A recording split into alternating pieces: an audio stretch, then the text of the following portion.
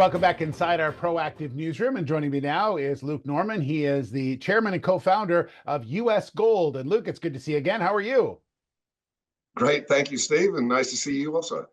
Yeah, so I know it's been a long couple of days. You've been down at Frontier Days, and for people who don't know, it's one of the largest rodeos in the world, and obviously very close to where your project is. So this is a really strong community outreach for you and the company.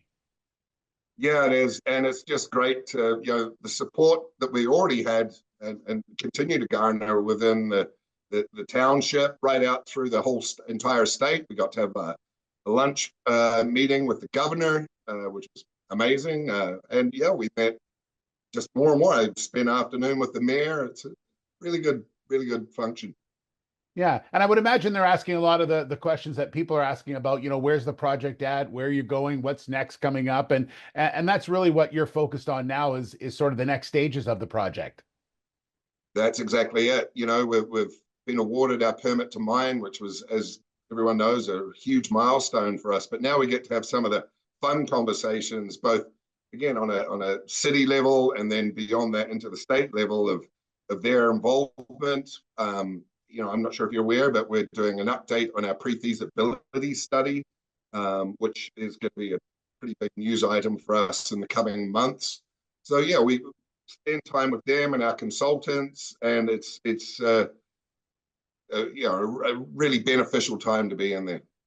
Yeah, and I imagine that PFS update is quite an undertaking because there's a lot of things that have happened over the last little while that really have a great focus on that particular report. So compiling all that data and putting new stuff in it takes time. It does, and the biggest obviously standout for us has been that increase in the price of gold and increase in the price of copper. So we're obviously excited about that. I think all the metals mining companies are, even though it hasn't really reflected over to anybody too much in the equity side of things yet. But I don't know, I see there's a bit of pent up energy in our industry that's creating a lot of excitement. Yeah.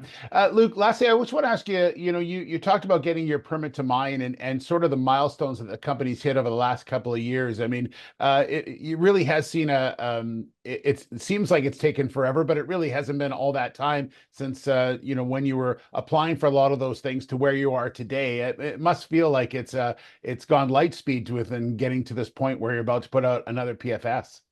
Oh, look, it really does. In fact, I've constantly getting communications from other mining executives, investors in our sector, asking me about Wyoming in particular, because they're at a dead standstill on federal grounds all over the U.S. and all over Canada. So it has felt like light speed, and it continues to feel like light speed, because any evolution that we come across that we need to maybe want to make amendments, again, work with the state or the city on adjusting certain boundaries. It just happens in real time with real people. So yeah, it's been a breath of fresh air relative to when I used to work in Nevada, and 3 years just to get a drill permit type thing. It's really impressive. Absolutely. Well, congratulations on the success, and we look forward to seeing that PFS when it's finally available. And I know it's been a long couple of days at Frontier Day, so congratulations on that. You've survived, and good to talk to you again. Yeah, it must be that telling on me, is it? It's a great time. Yeah. Hey, it's good stuff. All right, there's Luke Norman, the co-founder and chairman of U.S. Gold.